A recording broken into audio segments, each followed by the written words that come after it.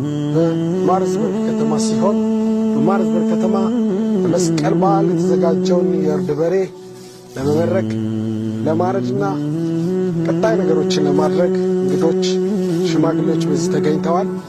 እንግዲህ ይሄ አሁን ዳኝ ግርማ እያረዱ ያሉትን ነገር ማብራሪያውን ምክንያቱም ያስረዱናል። እንግዲህ እንደምታዩት ሳር ሰው ለሁላችንም እየሰጡን ነው። እኔም ትንሽ ይደርሰኛል። አመሰግናለሁ። ዳኝ ግርማ ሀበይ ያው ወስን ስትይ ኮሻ ዱሻ መፈትዋ ተተኮነ ካሜራን ለማከተም መጨሰል የመቆር ማለት ነው። ፍቅሬ አባይቶ ማፈቆ አባይ ሳቶጃስከንኩ ወንዳ ነገር ዋጋ ለጣሙ ላመታት ደረዳ